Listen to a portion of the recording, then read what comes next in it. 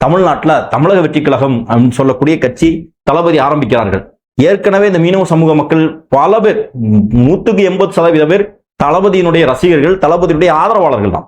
இந்த நிலையில ஏன்னா நானே நேரடியாக கண்கூடாக பார்த்திருக்கேன், அதை சொல்றேன். இந்த நிலையில தமிழக வெற்றி கழகம் ஆரம்பித்ததுக்கு பிறகு கிராமம் கிராமமாக அவர்கள் தங்களை தமிழக வெற்றி கழகத்தில் இணைத்துக் கொள்கிறார்கள்.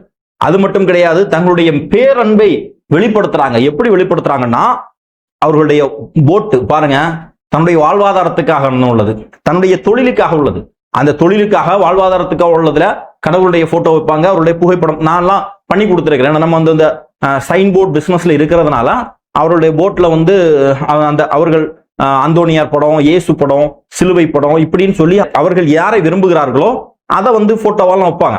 அந்த இடத்துல அந்த மாதிரி அவர்கள் அன்பு செலுத்தக்கூடியவர்கள் யாரோ, யார் தன்னுடைய பாதுகாவலர் நினைக்கிறார்களோ அவருடைய புகைப்படங்களை, அவருடைய பெயர்களை வைப்பது நியாயமானது. அந்த வரிசையில இப்போ அந்த மக்கள் வந்து தமிழக வெற்றி கழகத்தை ஒரு உணர்வாக ஏற்றுக்கொண்டிருக்கிறார்கள். அதனால அவர்களுடைய இந்த சின்ன வள்ளங்கள்ல போட்ல வந்து தமிழக வெற்றி கழகத்தினுடைய கொடியை கட்டுறது, தமிழக வெற்றி கழகத்தினுடைய கலர்லேயே வந்து பெயிண்ட் அடிக்கிறது, இன்னும் சில இடங்கள்ல தமிழக வெற்றி கழகம் பேர் எழுதுறது, தளபதி விஜய்னு எழுதுறது, இதையெல்லாம் செய்யறாங்க.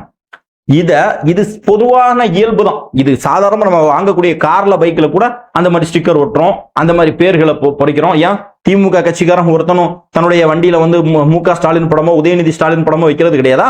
நம்பர் பிளேட்ல எழுதுறான். நம்பர் பிளேட்ல பிளாக்ல தான் எழுதுனுங்கிறதே ரூல்ஸ், ஒயிட்ல பிளாக் போர்டு. ஆனா நம்பரே போடாம வெறும் தளபதினு சோப்பு கருப்புல போடுறான். அவன் வண்டியெல்லாம் ரூட்ல ஓடிக்கிட்டு தான் இருக்கு. ஆனா வேற யாராவது பண்ணிட்டாங்கன்னா இவங்க ரூல்ஸா கடைபிடிப்பாங்க. சரி, அது வேற விஷயம். ஆனா இந்த இடத்துல இந்த திமுக இப்ப என்ன செய்யுதுன்னா, அரசாங்கம், அரசுடைய அதிகாரிகள் நேரடியாக திமுக அரசு அப்படிங்கிறதுனால திமுக நம்ம குற்றச்சாட்ட வேண்டியிருக்கு.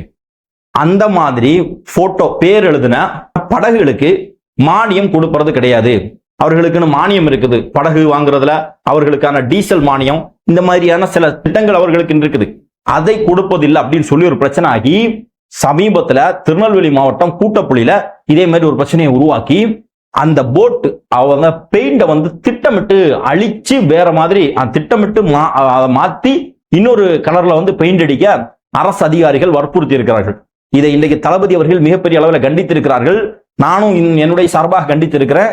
இது திமுக அரசாங்கத்தினுடைய அச்சத்தை வெளிப்படுத்துகிறது. மாற்று கட்சி இந்த ஆட்டோவை திருப்பின, கண்ணாடியை திருப்பினா இப்படி ஆட்டோ ஓடுன்னு சொல்லுவாங்க இல்லையா, அதே மாதிரி இந்த மாற்று கட்சி அவர்களை சேர்ந்தவர்களை, அந்த தொண்டர்களை அடக்குமுறைக்கு உள்ளாக்கி பயப்படுத்துறதுனால தன்னுடைய கட்சியை வளர்த்தலாம்னு சொல்லி திமுக நினைக்குது. இது திமுகவுக்கு வந்து வேண்டாத வேலை. திமுக பெரிய நஷ்டத்தை ஏற்படுத்த போகிறது.